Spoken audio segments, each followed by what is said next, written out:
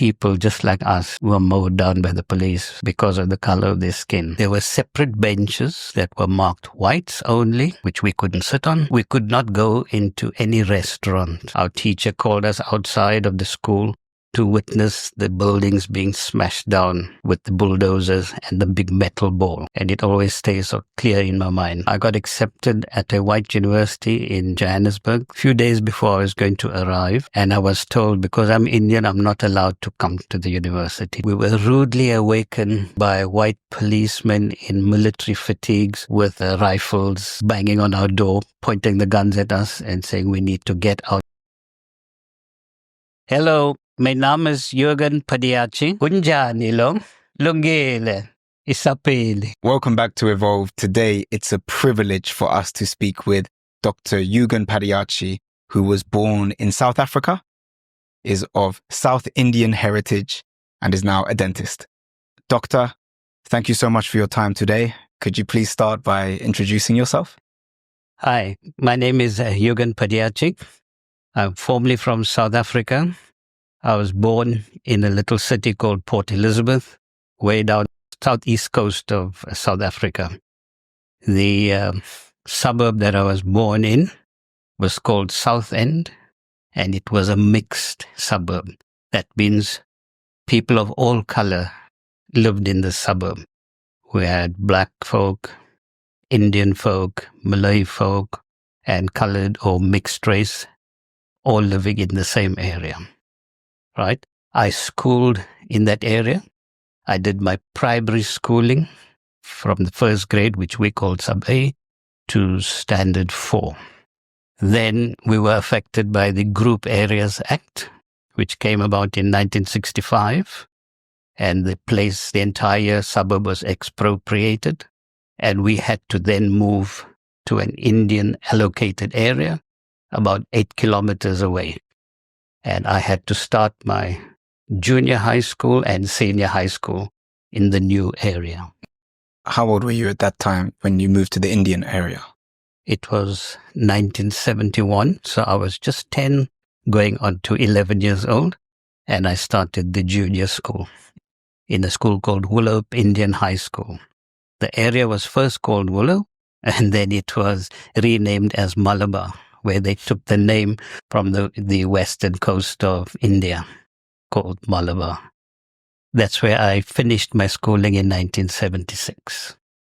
Mm-hmm. So I guess the first, was it 10 years of your life you were in the mixed, is that what they call it, the mixed area, mixed color area? What was the term you used? Yes, it was a mixed area. Okay. In other words, folk, white folk, Indian folk, mixed race colors, and blacks lived together. We lived side by side.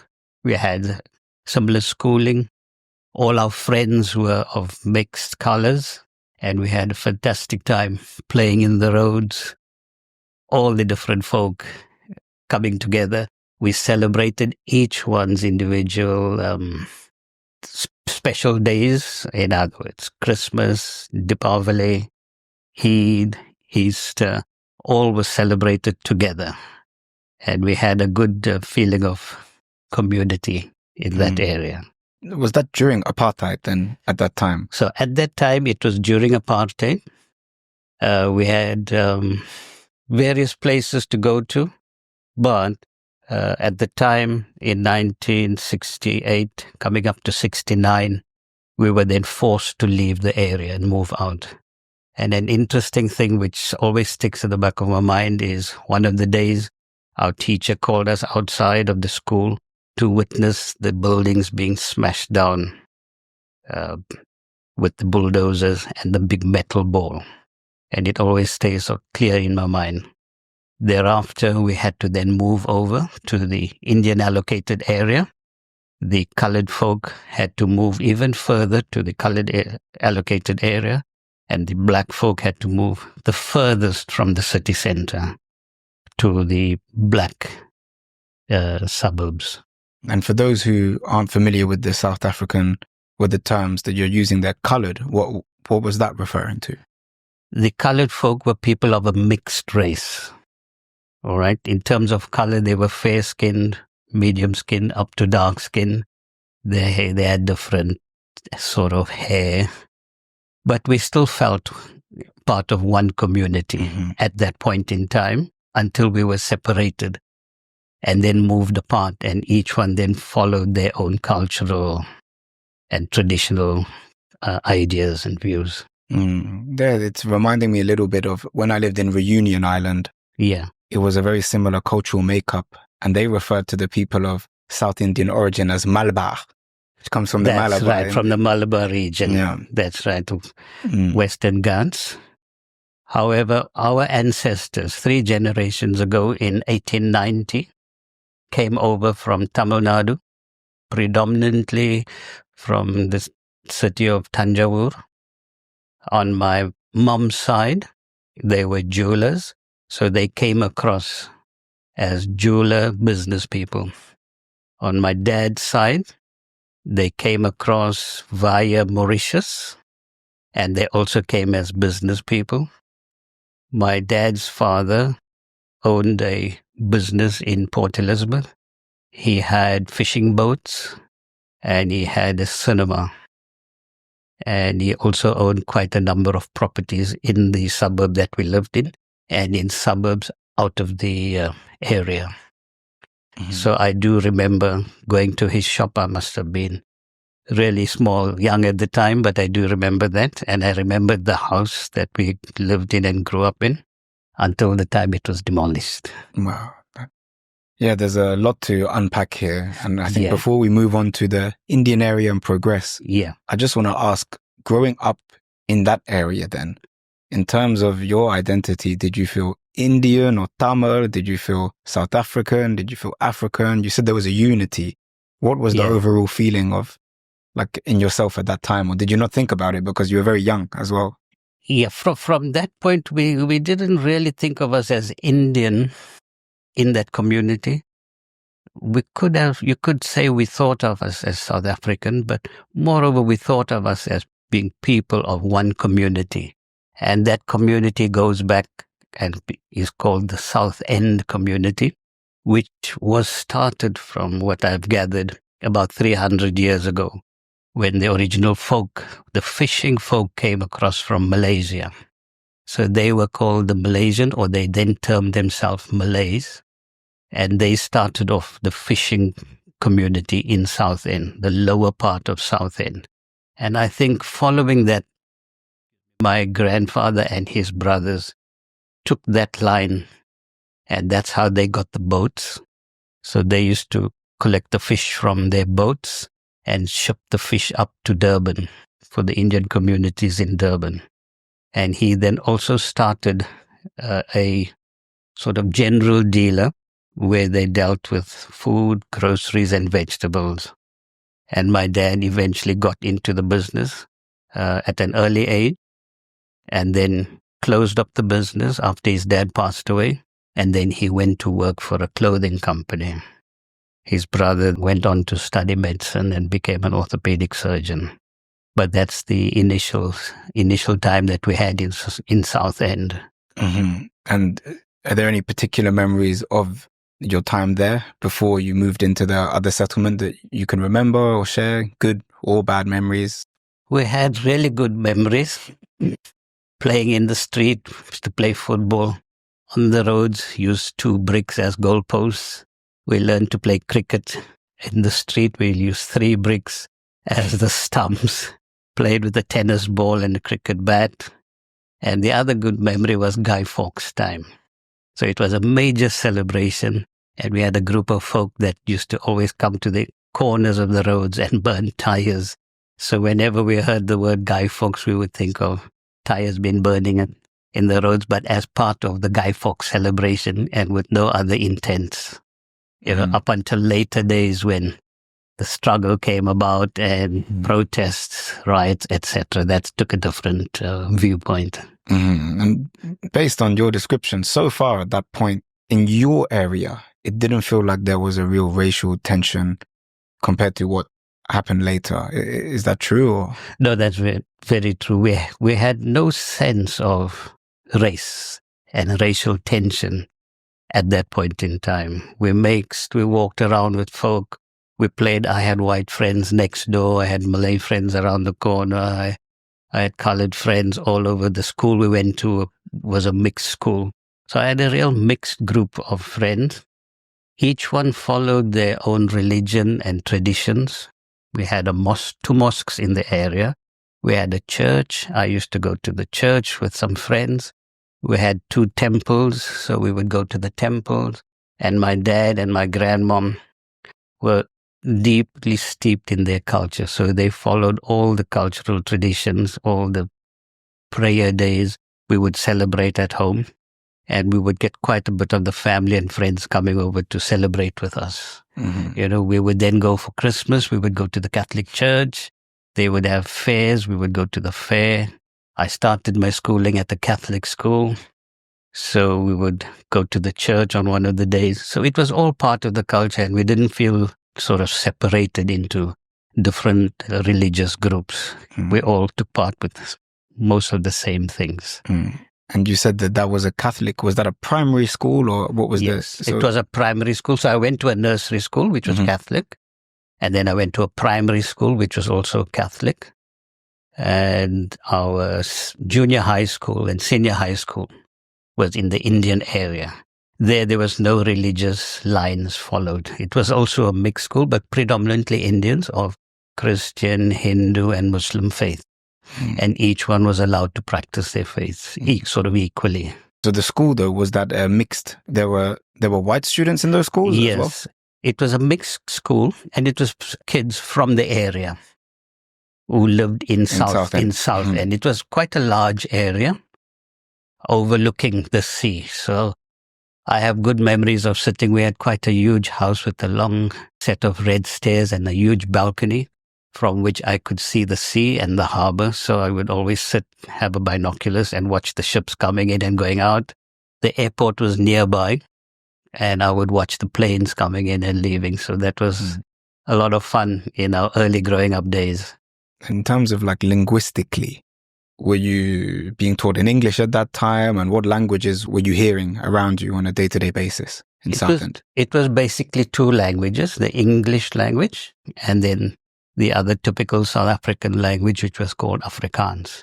And those were the 2 languages that we were taught at school. So English was our first language, Afrikaans was the second language. Because of most of my friends being of mixed race, we would tend to speak more Afrikaans than English. It was also very colloquial speech. So we had our slangs, but we mixed up very, very easily, and we never got confused. We never really spoke our vernacular as a daily language. So then at home, in terms of the connection to like Tamil, were you speaking English at home as well with your family? Yes, English was our primary home language. Our parents and our grandparents at some point in time would always speak in the vernacular when they didn't want us to know, what they were talking about. But generally they spoke in English. And the prime reason was they wanted us to be educated in English because the world that we lived in, the area we lived in, the city we lived in, and we were going to go on to universities, which would be predominantly English. So that's why we became very, very fluent in the language. However, to the detriment of the vernacular. We used to listen to music. We used to watch some Indian movies, but we never spoke the Tamil language on a daily basis. And it was from that time that I also got involved in Indian music and playing Indian music through my dad, Got it. Yeah. So, thanks for giving us an outline of your experience in Southend. So then what year was it where the Group Settlement Act? Yeah, it was called the Group Areas Act. I think it was 1965. And we had 3 years to clear out. So by 1968, 1969, we had to then leave the place. My dad had a plot in the Indian area, and he built a house where we moved in September 1970. And my grandma and my aunt, who still lived in Southend, they had to move out towards the end of that year. And thereafter, the remaining buildings in Southend were demolished completely to the ground. So there was nothing left, and the area had been redeveloped thereafter. So you are, I guess, still 10, 11 years old at this point. Yeah, that's right. So, I mean, at that time, do you still remember vividly going through that transition? And could you outline how was it for you as a young boy at that time, going from having such a mixed childhood to seeing your old homes be destroyed and community destroyed, and now having to, I guess, be forced into a community of only Indians? Yeah, it was quite a big transition because we had to leave all our close friends behind, and they went in various directions, and we moved to a completely new area. Had to then start off with new friends, create new friendships, which we then carried through until the end of school. We did try to keep in touch with some of the older friends, but as time goes, people drift apart and each one gets on with their lives. One little interesting thing was when they demolished our house completely, we spent one day, my dad and I went across, and we actually collected a few bricks from our house. And my dad showed me that those bricks were made in Pretoria, and his father imported them to build the house. So we took a few of those bricks home to our new house, just as a memento from the old house. I'll always remember the brick with the word Pretoria on the front. And we kept that in the new house for those many years.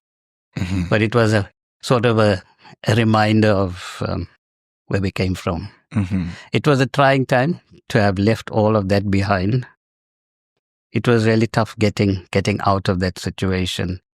And in years to come, we then reflected on that and what effect it would have had on us.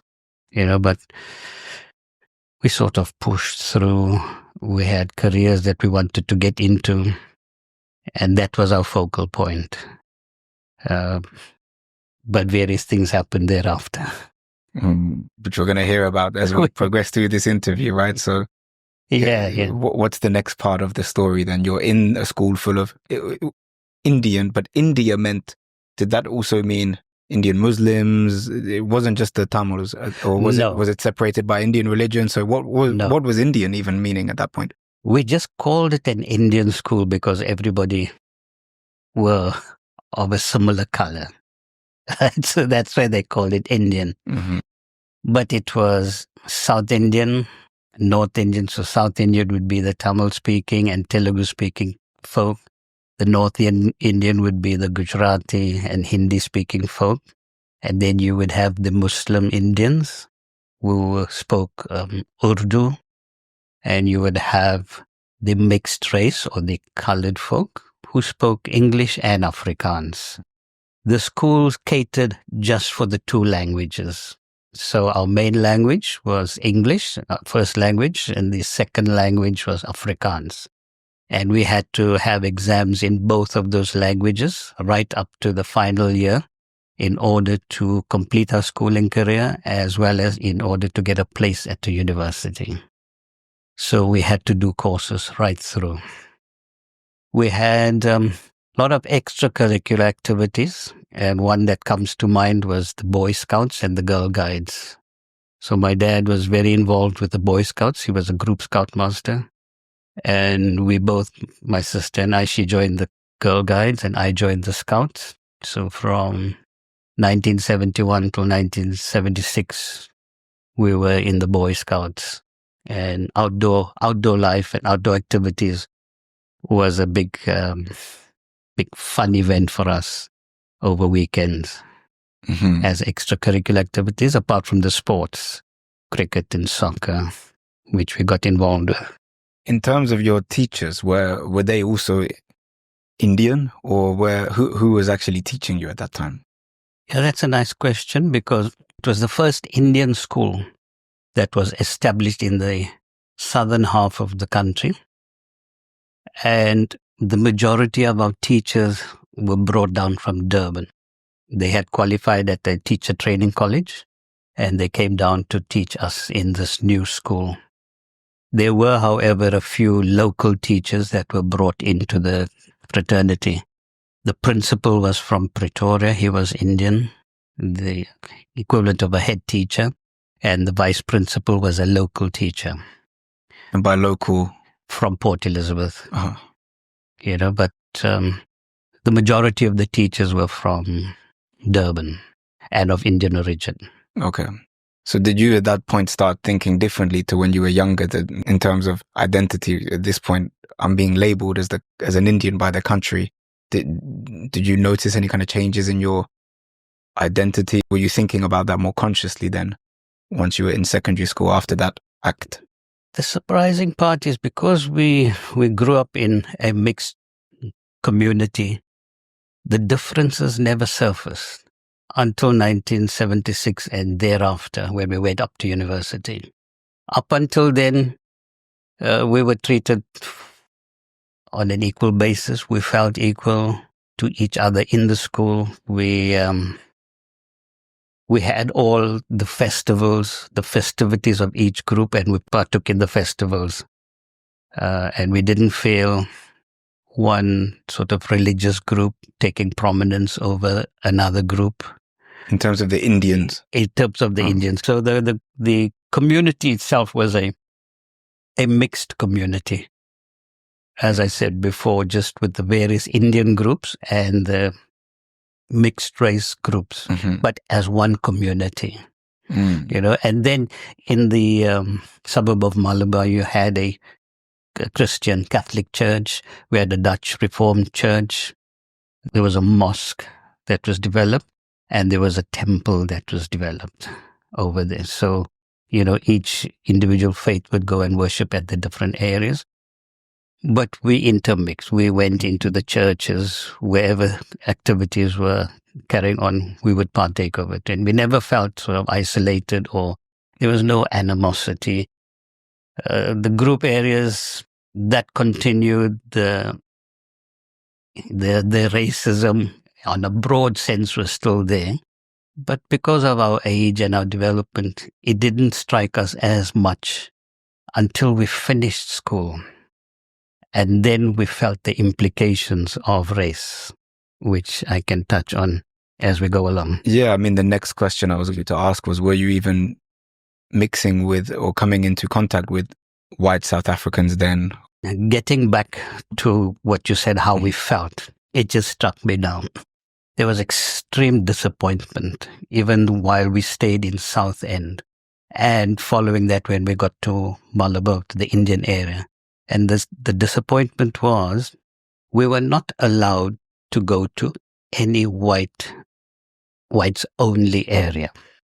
So to put that into perspective, the buses were separated into a whites only and a non-whites. So all people of mixed color, Indians, blacks, coloreds, were called non-whites.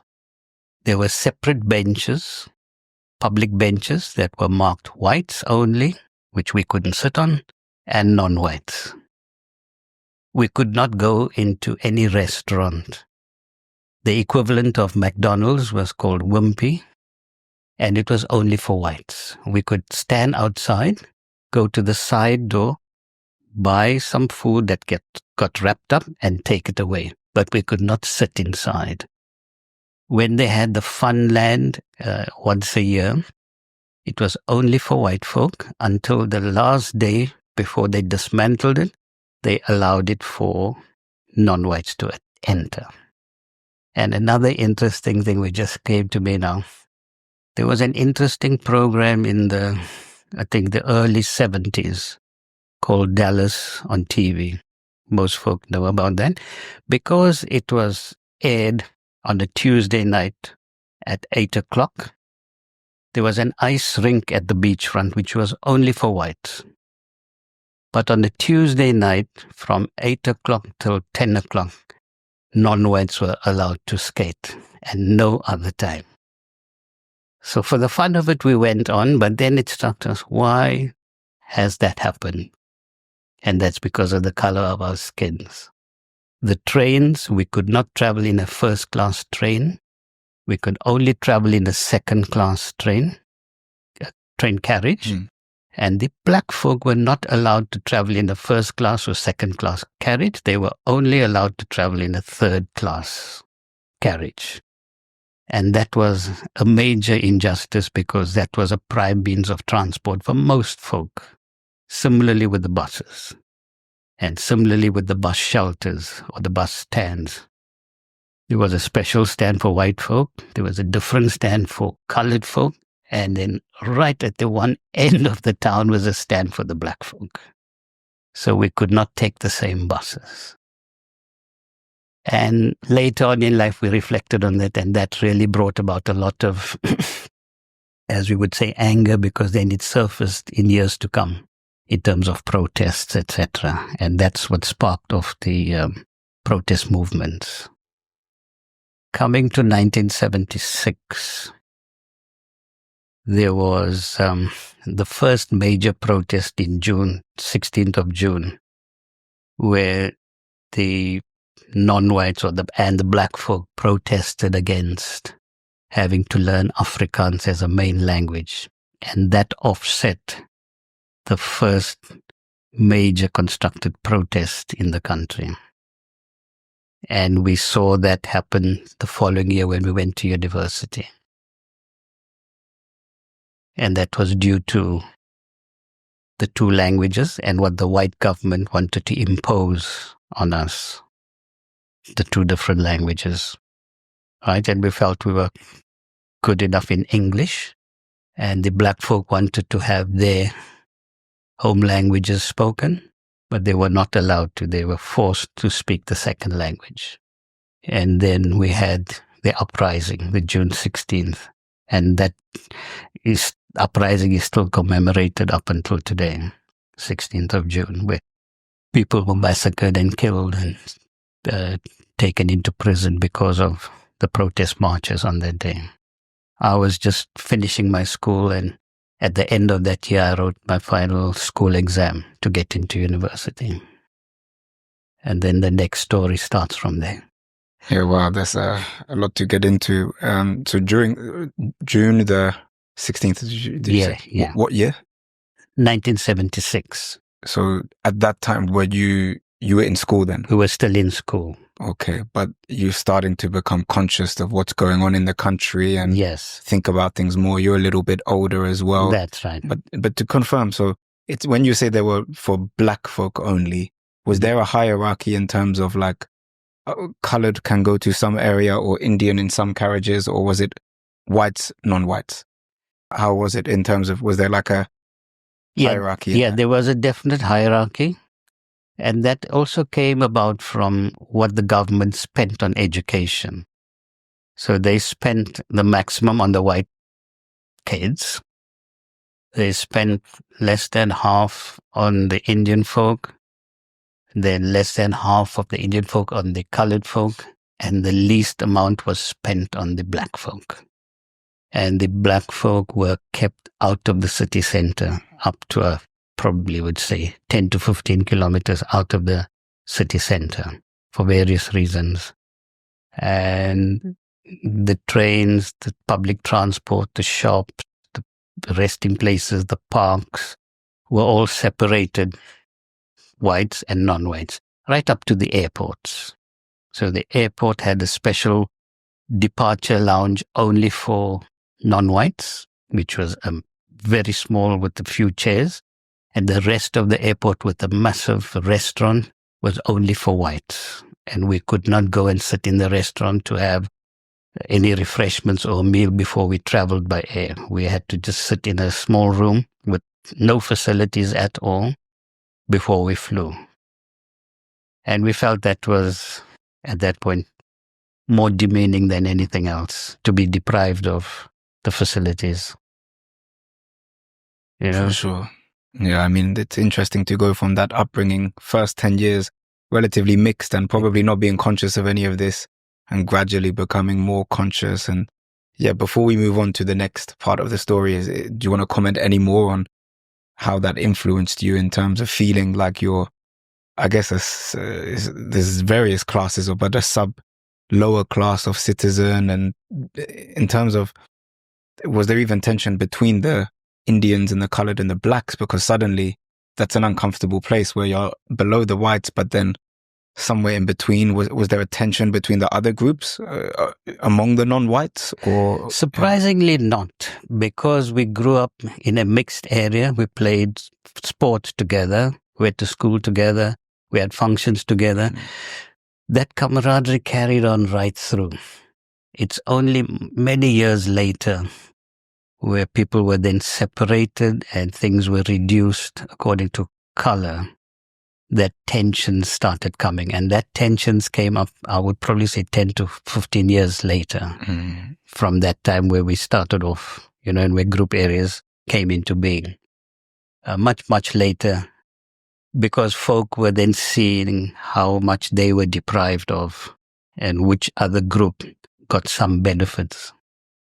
So then a bit of tension would develop because of what was allowed. And that started mainly from university days, where you were only allowed to go to a certain university, and then tension would develop thereafter. It was 1969 where there was an area in, I think it was close to the Free State or Transvaal, called Sharpeville, where there was an uprising and there was a massacre of 69 black folk by the police. And that was also due to the racism that was showered upon the black folk at that time. So that day is also celebrated as a prime day in South African history for non-white folk. Do you remember how you felt hearing those things, even though you were not technically, in their terminology, you're an Indian, you were not part of the black folk, but hearing about those things at the time must have been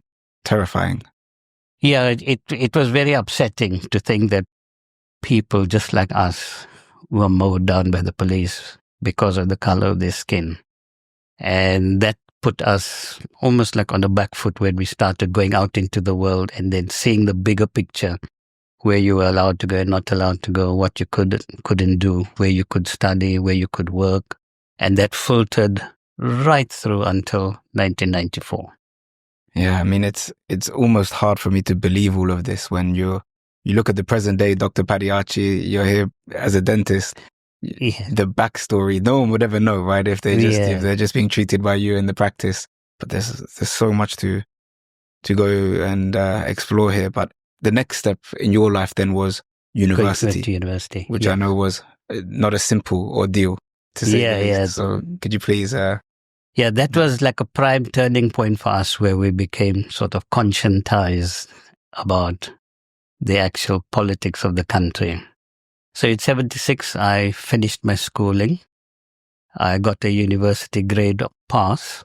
So I applied for dentistry.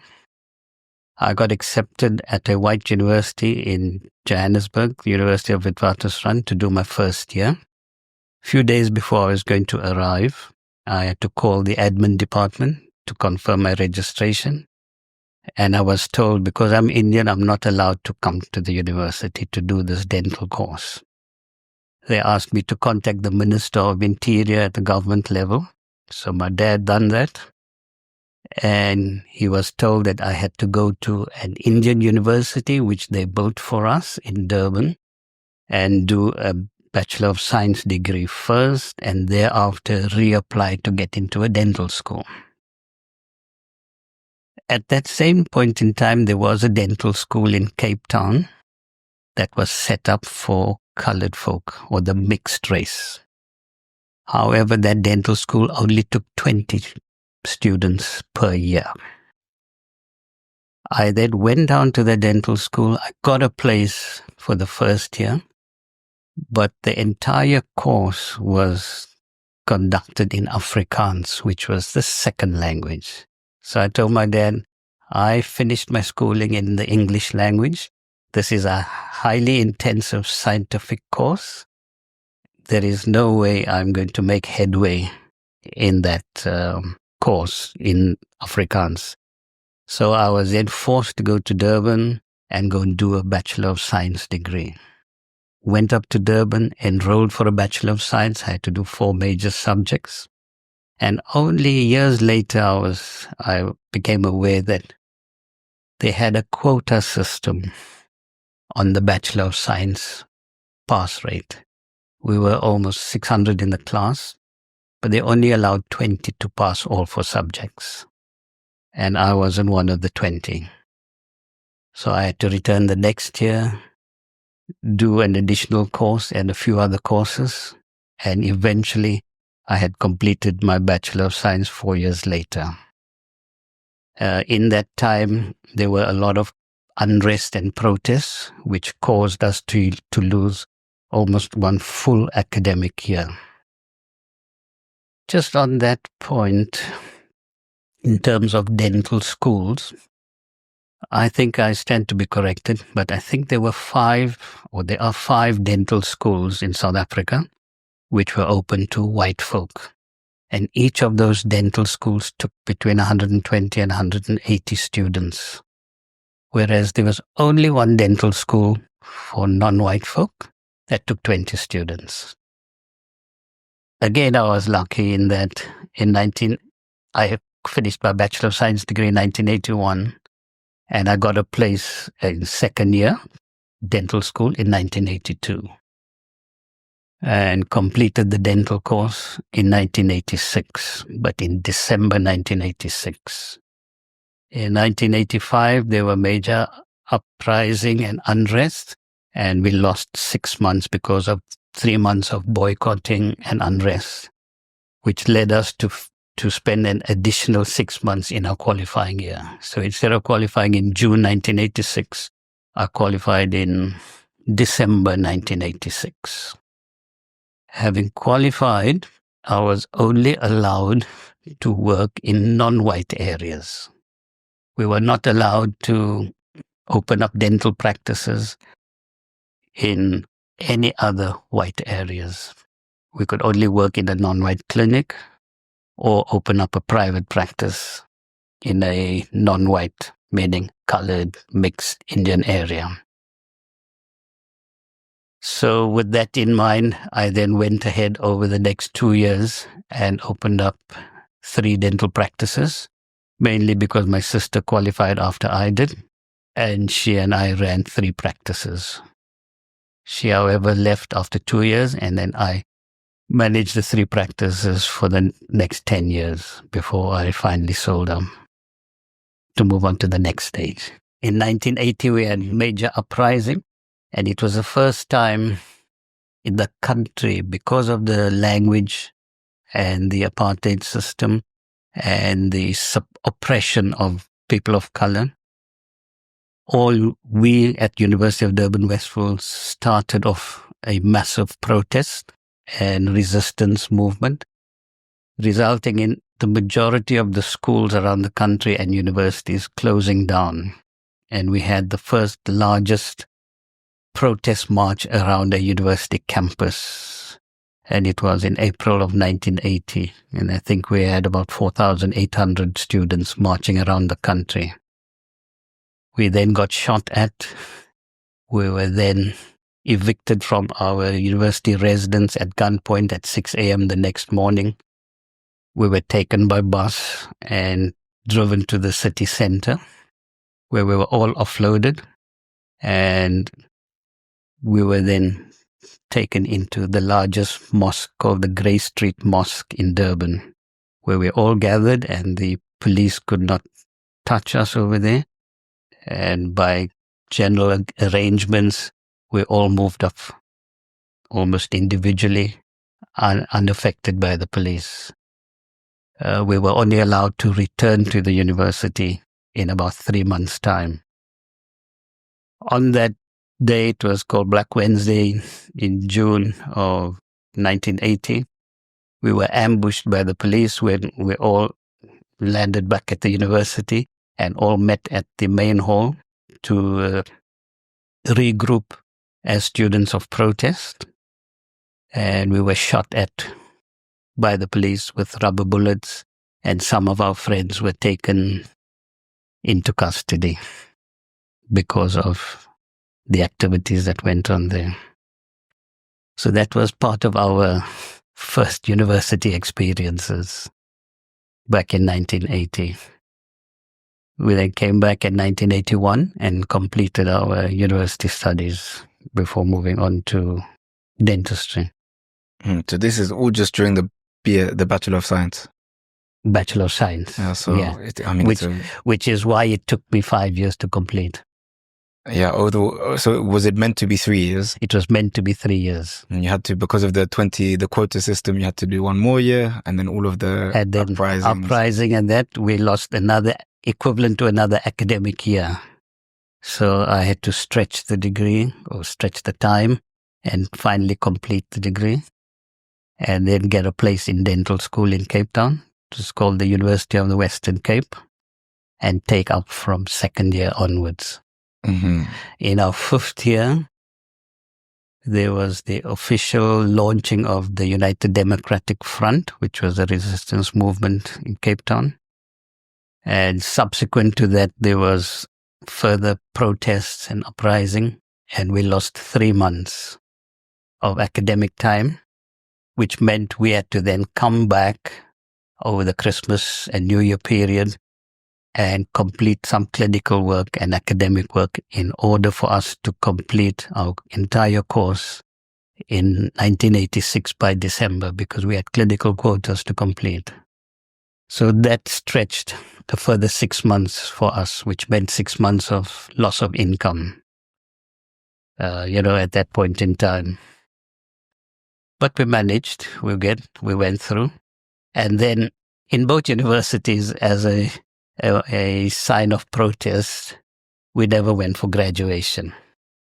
So for my BSc degree, I didn't go for graduation because of the nature of things. We felt we didn't want to go and graduate at the university that oppressed us.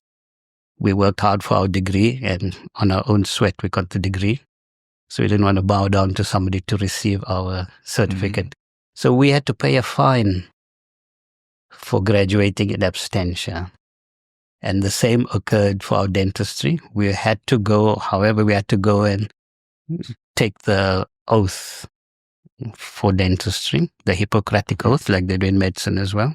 So that we were compelled to do, but we never returned for the graduation. Some of our folk did return, but most of us who were aligned with the resistance movement, etc., we never went again to graduate. But thereafter, our independent careers started. Mm. Also restricted to certain areas, but we sort of made our way through there.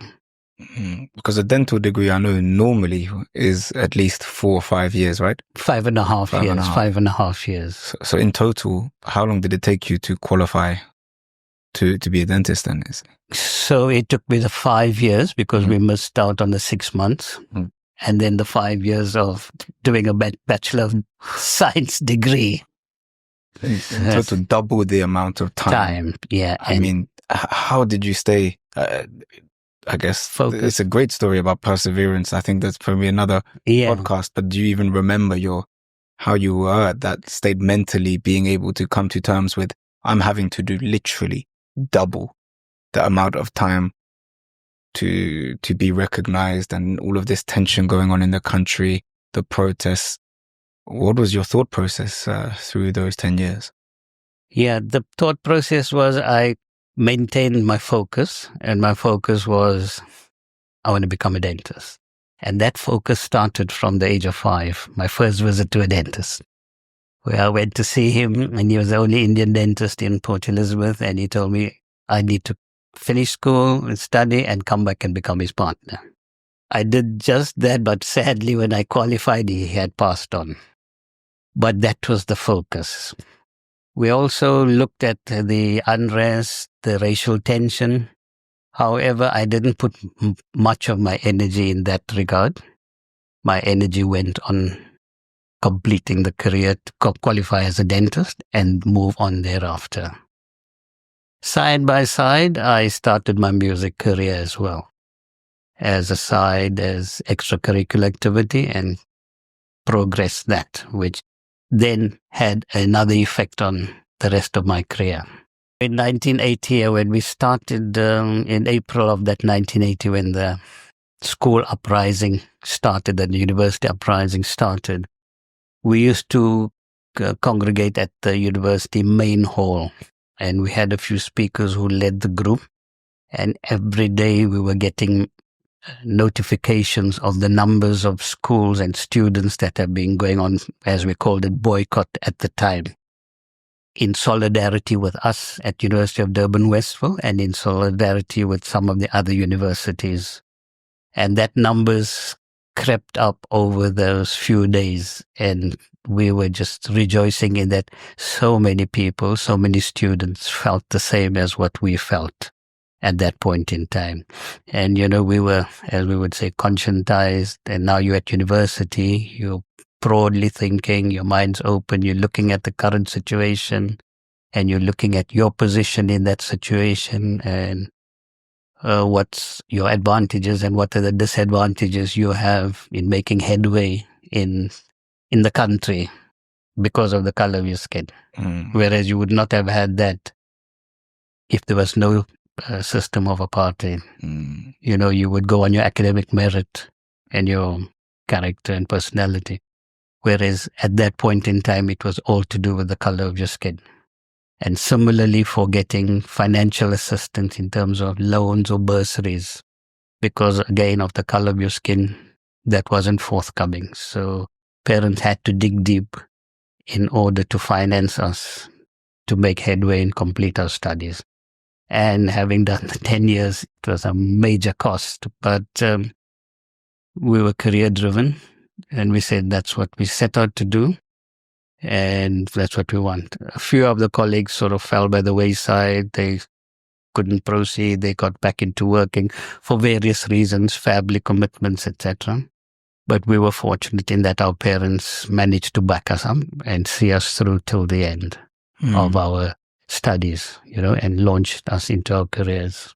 And it seems like obviously because of that difficulty of what was going on politically in the country, you're kind of forced. It seems like it brought a lot of people together then, because there was no other choice, right? If people didn't band together in solidarity, you already had enough, I guess, odds against you. So so we learned the power of solidarity in those times where we all had to stand together, and we were quite united in various aspects. We had some student movements. I had a good few friends who were really at the forefront of what we call the struggle. And I was also, as they said, conscientized, made aware of various things. And we could then start seeing how things developed at that point in time and the need to work hard to get this system changed, and we went on to become a little more politically involved thereafter. And I'm just trying to go back in time.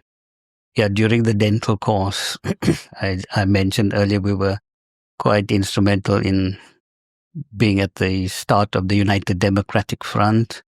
And it's strange that one of the leading guys at that point in time went on to become the Minister of Finance in the new South African government, and he was Trevor Manuel. We were also involved in being present at the release of a number of political prisoners during those few years, right up until 1990, where we were right at the forefront of the release of Nelson Mandela. And I remember standing for about 6 hours in the city centre in Cape Town and eventually getting pushed against his car as he came past. Wow. So that image always stands out brightly in our minds. It was in 1990 when Mandela was released. Yeah. But in the run-up to that, suddenly there's a huge political shift from, as you mentioned, the kind of, I guess, the racism, very strong structural racism in the country, but then all of this brewing tension. Yeah. There's a shift coming. So how was that like to feel that, something's actually happening now? Mandela's going to be released, or Mandela's in prison, and all of this. What was that timeline like in terms of experiencing that shift? Yeah, we had quite a bit of that tension building up from 1985. And then after we qualified, 86, 87, 88. Subsequently, I got married in 88 amidst all of that. But the tension was brewing up all along. And it almost reached a point where there was going to be a civil war, as they put it. And had they not released Mandela at that point in time, then I think civil war may have broken out. And that issue was highlighted in one or two of the documentaries that they've done at the time. And the then President F.W. de Klerk saw that was going to happen. And he saw that he needed to make an arrangement or an agreement with Mandela. And he had taken Mandela away from the prison, and Mandela's friends thought he was selling them out. But he actually went across with the President of South Africa and made the agreement and arrangement for him to be released in order to bring about the peace in the country and start to stabilize the country. Once he was released, all systems were then go to have the forthcoming free and fair elections where everyone was allowed to vote. Up until that time, we were not allowed to vote for the government or any political party. We had to only vote for Indian folk, which we refrained from doing. And the white folk were allowed to vote for the national government, but we were not allowed to vote for the national government. So come 1984, 27th of April was the first day that we were all allowed to vote. And we remember the day clearly because it was over 2 days and we stood for about 6 or 8 hours. And we had to do it in 2 stages because we had 2 very young kids. Firstborn was 2 years old and the secondborn was just 4 months old. So one of us had to stay at home and one had to go and vote, and we stood in queues. But it was, call it the best thing that we've ever done, and go to an independent vote. First time in our lives that we were allowed to vote for the government of choice. And that came as a major turning point for the country, 1994. And from then on, things started changing. Going back in time to University of Durban, Westville, 1980, following the major march that we had, the next morning, I said, at 6 a.m., we were rudely awakened by white policemen in military fatigues with rifles banging on our door, pointing the guns at us and saying we need to get out and get outside. So we had to just pack a very little stuff into a small bag, march out of the university residence, and we were bundled into a bus. And I clearly remember a very close friend of mine sticking his head out of the window and asking the police, do they cater for vegetarians at the prison? They're going to take us. And we almost got shot at for that question. But that just shows that we were just, and we weren't allowed to get back. We were just sent into the city center, and fortunately we went into the mosque. And we then decided to make our individual ways. I had to then get back to some family members' home in one Indian township in Durban. And I had to then hitchhike a lift by truck across the country to get back to Port Elizabeth. So it was tough at the time, but we just saw it as something that had to be done because we couldn't afford to get on a plane and fly home. The way the nature of things were. How was all of that experience for you in terms of, did you feel suddenly that some of these racial tensions were actually going away in reality, or was it just structurally, okay, there are some changes, but how did your life actually change after those key moments? I could say there was a great ease in the tension that we have experienced up until that time. We felt a bit easier. We felt that, well, now the country's open, things are open. We could become, as we say, human, again treated as each and every other person. However, it's still difficult to iron out all the tensions that have been brewing up over many, many years. So that probably would take another generation to grow out of. But we felt easy. We could go into shops. We could go into restaurants. The non-white and white signs were taken down, so we could go and sit on any bars. We could go into any fast food restaurants, fast food cafes, airport lounge, etc. So we could feel the difference in 1994, as they called it at that point in time, the start of the new South Africa. And whenever we asked what happened to the previous South Africa, we would say previous South Africa is broken. So we started with the new South Africa, right? But that's how things changed from there.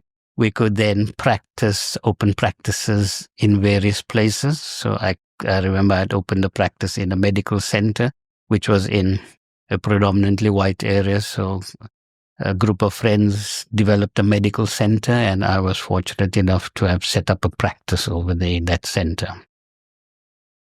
And those were the developments in the early 90s.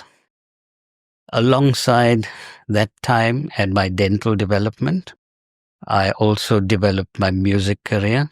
I was trained by my dad first from the age of around 5, and the majority of playing that I did at that point was self-taught.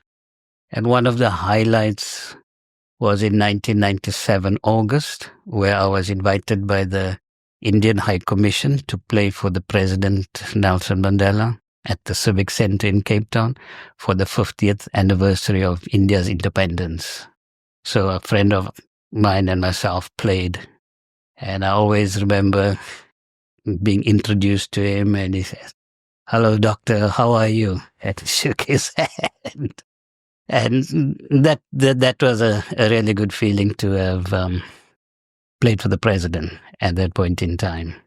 And that was about 2 weeks before I left the country on my musical journey. Mm-hmm. That's quite symbolic, though, that after going through the settlement, resettlement, and all of the tension with the protests at university, the violence and the racism, that the president, Nelson Mandela, who, would he be referred to as a black man, or how would you refer to him? Yeah, so the first black president of the country. You have a black president of the country. You're playing as an Indian South African. I think that's such a powerful symbol of the progression of the country in that moment. And for you as well, in your own terms of your own development as an individual who was part of a structurally, apartheid and racist society, having that, it must have, in that moment, do you remember how you felt? It must have been incredible. Yeah, it was an unbelievable sense. And he was such an amazing person. The humility just came out in his handshake and his voice. He was a towering person, but he came forward and greeted us, and he listened to our music. The one sad part is we weren't allowed to take any pictures. We weren't allowed to bring any cameras in. So I don't have any photographic record of that. But it's just etched in our memory, seeing him there and having spoken to him at that point in time and having had the honor to play for him.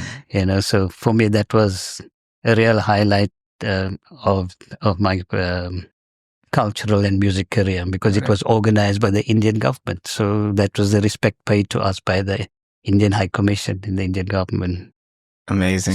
So I think now that we've got in terms of that part of the story covered. Yeah. I'm just more curious to ask some deeper questions in terms of then growing up. Can you actually speak Afrikaans, or when you were younger, could you speak the language fluently, or how? Yeah, I was very fluent in Afrikaans, because as a growing up child, all my friends were Afrikaans speaking.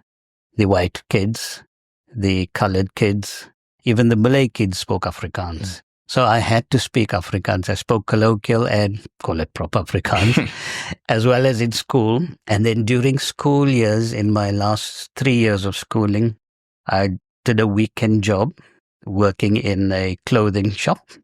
And the predominant customers were colored folk and black folk who spoke Afrikaans. And I learned a bit of one of the black languages called Xhosa. So I used to speak to them when I sold clothes in the shop, and day-to-day activities.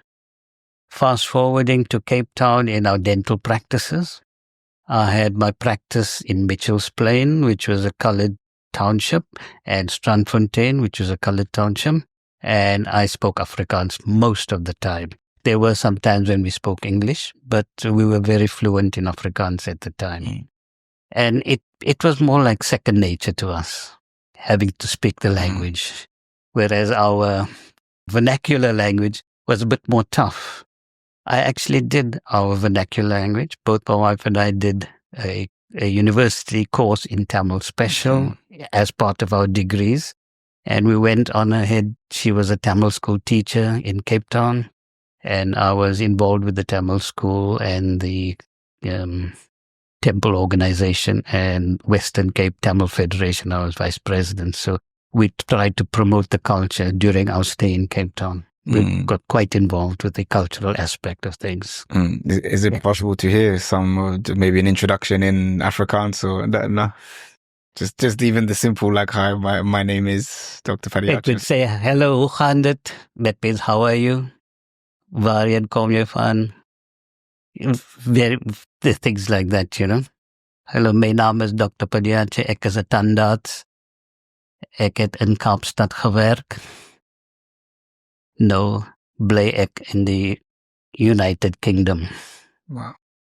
That means I was a dentist in Cape Town where I worked, and now I'm living in the United Kingdom. Yeah, it's fascinating to see, just how multilingual the country is as well. And in terms of Tamil as well, do you remember any of the Tamil that you studied? Yen pere Ugen Padiachey, Yupri Rikringo, Nan Nalarke. Nice. Nandri. Rova Nandri. Yeah, so, okay, another, in terms of identity then, because we have viewers from a lot of different places who are just curious. In terms of your identity, do you feel African? Do you feel South African? What do you feel inside is your identity? It's a complex feeling because in perspective and following lots of my reading, my belief systems have evolved and changed up until today. But we did feel strongly Indian while living in South Africa. We still feel Indian. We, because of birth, we feel South African. But we would say we are South African Indian, of Indian origin. And practicing Hinduism, practicing the South Indian aspect of Hinduism, and with Tamil as our vernacular, that's the cultural system and tradition that we followed. But we sort of were able to integrate into other communities fairly easily without being stifled or feeling inadequate or we're missing out on a certain thing. So that made it, but our cultural background is what kept us going, and the traditions of the Hindu culture, it had given us direction throughout our life, and our parents taught us that, and we followed that. We used the language. I'm still very involved with the South Indian aspect of music, South Indian classical music called Carnatic music, and I've become a exponent in percussion, South Indian percussion predominantly. I play a bit of North Indian, but predominantly South Indian percussion. And that led me on to the next move from 1997. Yeah, I mean, because I wanted to ask, it's clear that there is an Indian, strong Indian influence. Yes. But at the same time, I'm wondering how Indians receive you as well, because you were not born and raised in India, but you still had Indian values and family and cultural practices. So yeah, you did live in India for 3 years. So how did Indians?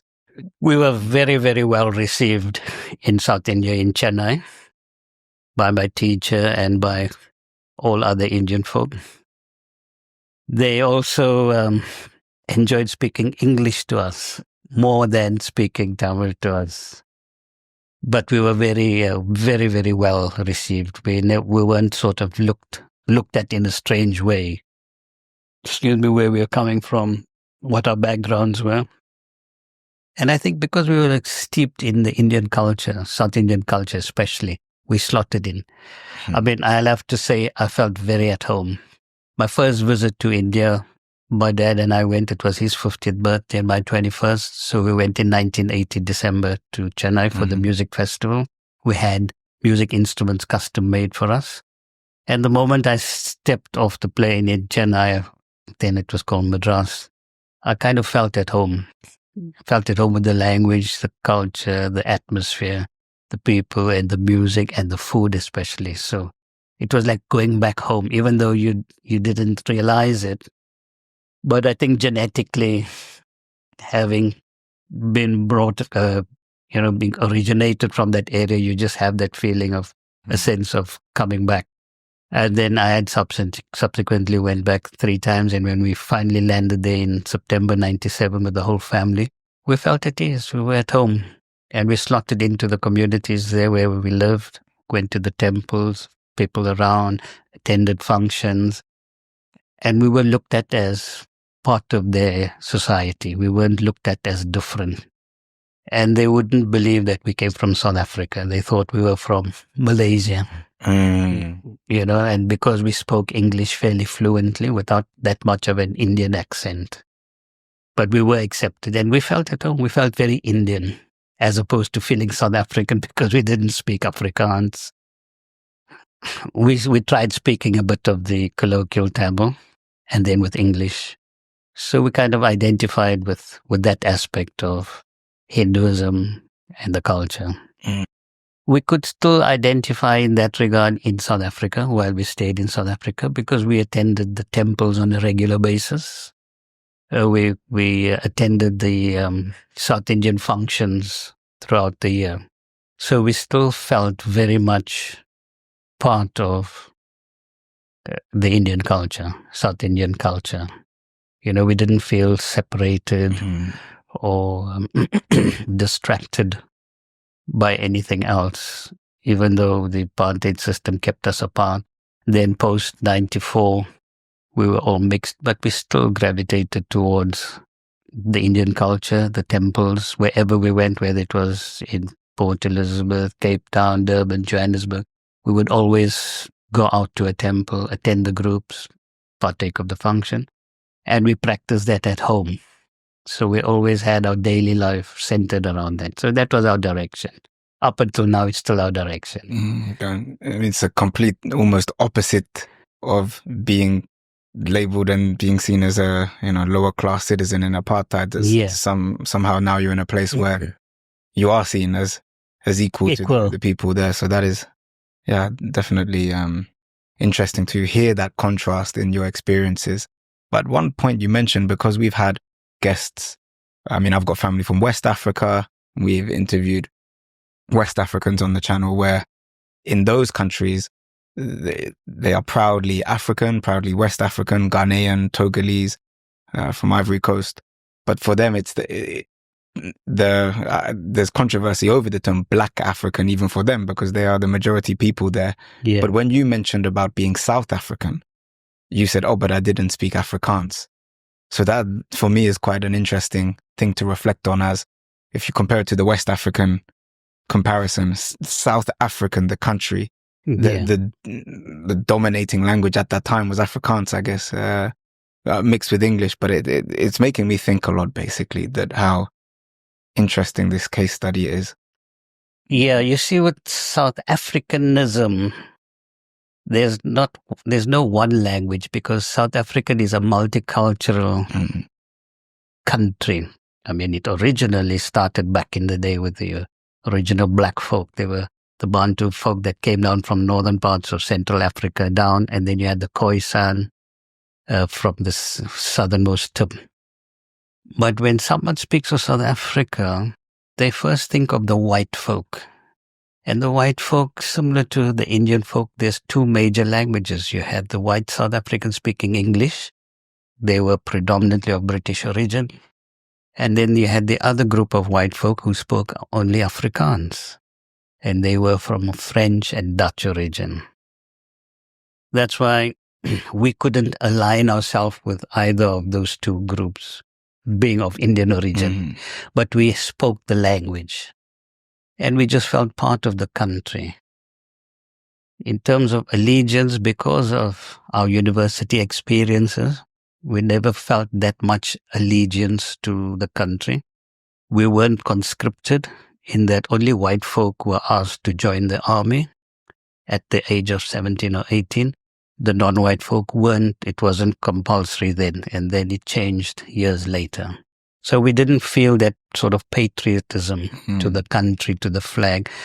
Subsequent to 94, that all changed because we were always against what was happening in the 60s and 70s and early 80s. So we never aligned ourselves with saying South African. We would say we South African of Indian origin, and we were proud to be the Indians, and we felt that. And we never felt as if we were second class or lower citizens. On paper it was such, but internally we still felt we were on par with everyone else in the country, and we looked at everyone else as at the same level as us. It wasn't any different, in other words. For sure. And I mean, the big shift, I guess, in the power dynamics, the structure was it went from the whites predominantly controlling everything to then more nowadays recognition of the black communities as well, right? With all their languages. And that's the group I guess we haven't spoken about as much so far. We've spoken about the Indians and their relationship with the whites. But you mentioned a little bit about speaking, is it Xhosa? Xhosa. Yeah. Could you show us a bit of that as well? That sounds, any words you know or phrases, introductions? I know, I think it's Unjani lo Lungela. How are you? I'm fine. Something. Yeah, and Umadi Gamalam means, what is your name? Bantata ako is, what's your father's name? Shlalapi, where do you live? Something like that. From what I can the language, recall. because it has a click in it, is it? Yeah, it's a bit of a click when coming up to Gataro. But there's various dialects, I would say. And it's pronounced, the language name is? Xhosa. Wow. You roll your tongue to the back and... that's going to take me some time to practice that. With a bit of the click. And I think that's hereditary from some of the other languages, and especially what term the Bushmen or the Khoisan. Their language is predominantly with clicks. I don't know that, but I know it was a lot of clicks in their language. So I suppose it mixed, because the Xhosa group was the group of black folk that inhabited the lower part of Southern Africa, and the northern part of South Africa were from the Zulus who came down from Zimbabwe. At that time was Rhodesia. So then they developed different language, and Central South Africa, you had I think it's the Tswana and the Sesotho, and there's a few other languages which I can't offhand recall, but at the moment there's 11 official languages in South Africa. So in terms of your experiences with black South Africans, did that change over the years? Did you have more exposure? How was it interacting, I guess, with them as well? Because that's the one group I guess we haven't spoken about as much, I would say. Yeah, the interaction was fine, but because from the apartheid time we were separated into different areas, it has taken a long time for all of us to move into, so call it a centralized area.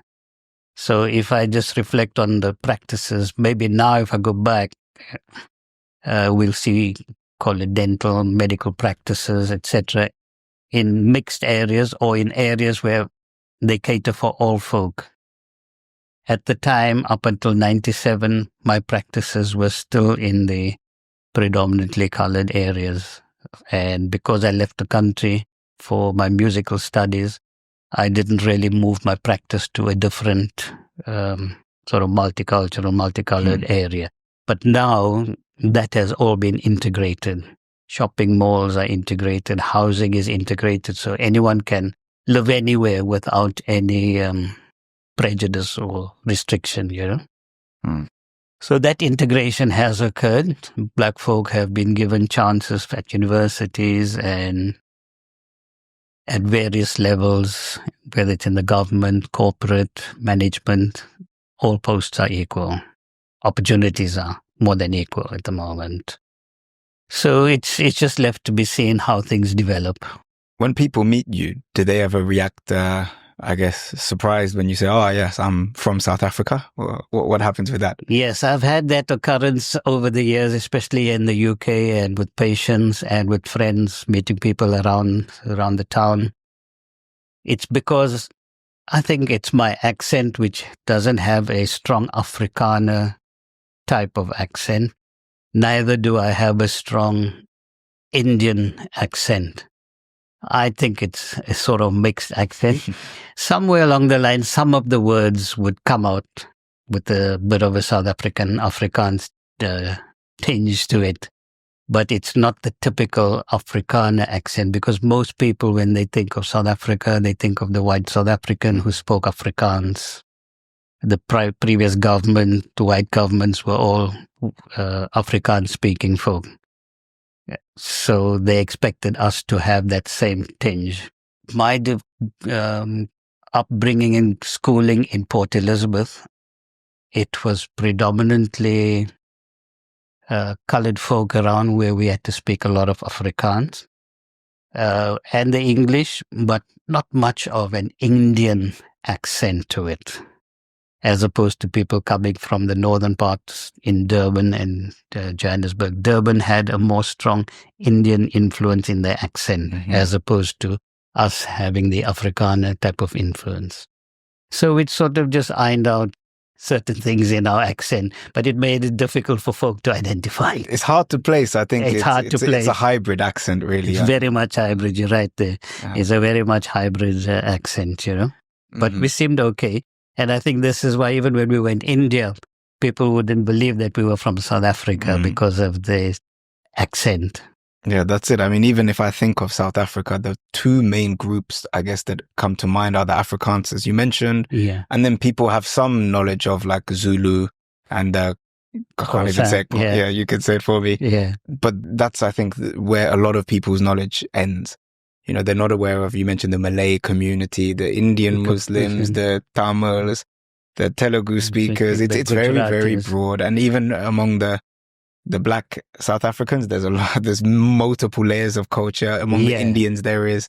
So, yeah, the accents vary according to different areas of the country that you come from, and then also the colloquialism of that particular area, and then the slang. So an interesting point is the Indian folk, especially in Durban, and where I studied in my first degree, a lot of the slang words were fashioned from Afrikaans words. Okay. Do you have examples of those? Like the classic thing with somebody, how are you? You'll say lekker. Lekker, I've heard that before, right? Yeah. So the Afrikaans person would say, hoe gaan dit? That means, how are you? And you'd say, ja, nee, ek is lekker. Yes, no, I'm fine. But lekker in Afrikaans means nice. So the Indian folk will say something is lekker. How's the chow? Chow means food, right? How's the chow? Hey, it's lekker. That means it's good. So that was a colloquial thing, and that was a popular phrase used always, And you'll say, how's it? How are you? Yes, I'm lekker. Yeah, and then there are quite a few other words that stemmed from the Afrikaans that was used in the slang. And then it takes away a bit of the accent, but some of the accents will come in depending on where you came from.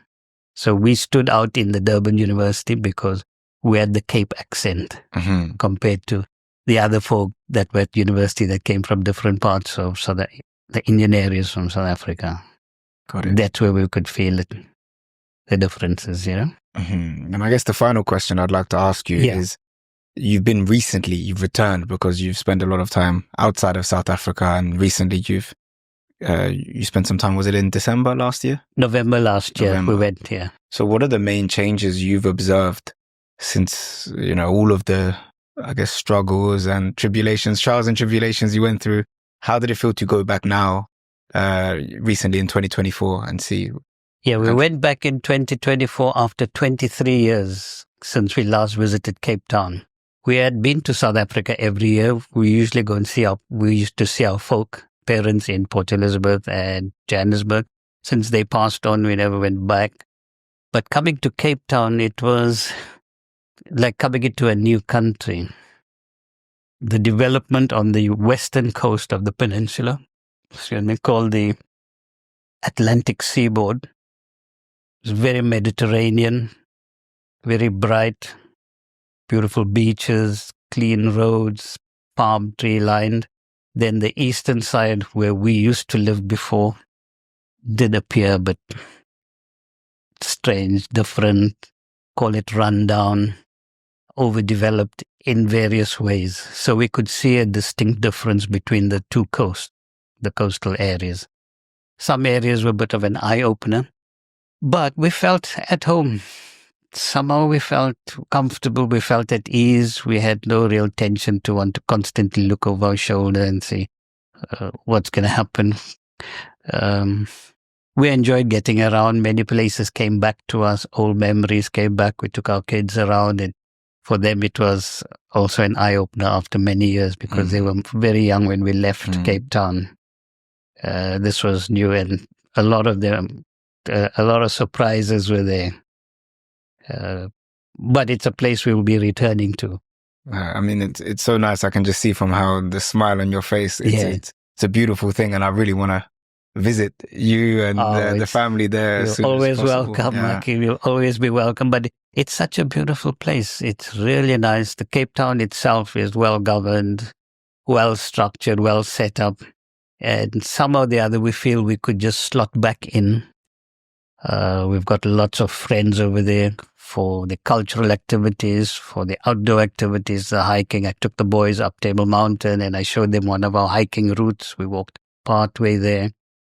We did some lovely runs along the Sea Point and Camps Bay Promenade, which is, it's really an eye-opener. And we could see Robben Island from that area. So the experience was lovely. So we're looking forward to returning there within the next few months. Yeah, I mean, it's something that, unfortunately, I will mention it. I'm conflicted a little bit, but it happens whenever I talk about Pakistan, for example, is that growing up in the West, if you hear South Africa, a lot of people's first response will be, but it's dangerous as well. Yeah. So I'm sure, could you comment on that? I mean, you've just spoken about how beautiful it is.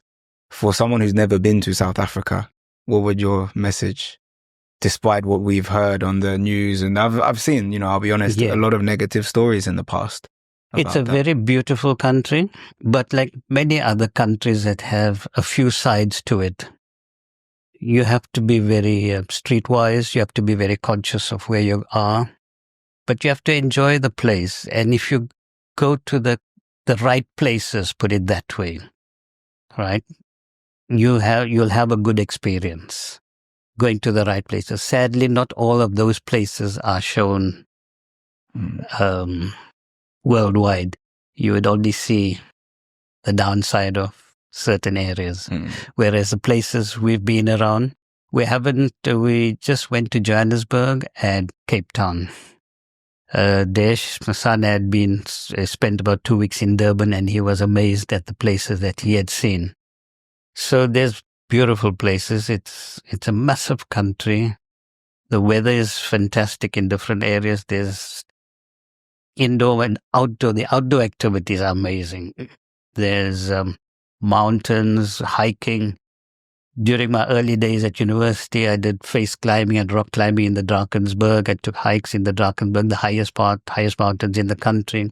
Table Mountain, the lowest mountain in the world. We'd often hiked up there, and there's a lot of hiking routes, running routes, winelands. There's a lot to experience, and those are the good parts which you can easily get around. The food's exceptional. So if that's your interest, you find the right place and you can go there. You'll enjoy it, and then you will come back, and then you will tell the rest of the world what a lovely place it is. Well, hopefully the follow-up, the second interview we do may well be in South Africa. Who knows? Yeah, that would be really, really interesting. Yeah. Okay. But Doctor, thank you so much for all of the insights today that you provided into your story. It's extremely inspiring, and I'm sure a lot of people will have a lot to say in the comments regarding what they think, and maybe similar experiences from South Africa, different experiences. But before we close today, do you have any final messages to anyone watching this video? There may be one, or there may be many. One is to follow, as I would always say, follow your dream, follow what you've set out to do in life. Stick to it. You will achieve it. It's hard work. Don't be distracted. Keep the oneness of mind. where you're going, what you want to achieve. And then at the same time, enjoy all the extracurriculars, extra activities, get involved with many things because you have only one life and you want to make the best of this one life and enjoy everything that you can or achieve everything that you can. That's within reason. Have the mindset, have the motivation. It is done. You will get tweaks and twists and turns in your career path, but you have to just keep that in focus. As you asked me early on, taking 10 years to become the dentist, right? That's incidentally now I'm called Dr. Ugen, the running dentist, on my athletic app called Strava. So you could follow me on Strava as well to see all my runs and athletic activities. But you just need to have that outlook, I would say, and just keep the focus. You could always achieve it. And I think I did that with my music as well. I wanted to be taught by one of the greatest percussionists in Chennai, and I achieved that as well. So it's all within your grasp. Just have the mindset to achieve it. Amazing. Dr. Rombo Nandri, we're really, really grateful for your insights today. And to the viewers, thank you very much for watching. If you did take any value from this, we'd really appreciate if you could subscribe. Let us know, of course, in the comments what you think about this. Make sure you check out Dr. Padiachey's socials. They'll be in the description box. He is also known as the running dentist, so you can follow his updates there. But until next time. Yeah, thank you so much, Hakim, for having me on your program. And it was my honor and pleasure to have this interview with you. No, the honor is all ours. Thank you. Thank you. Thank you.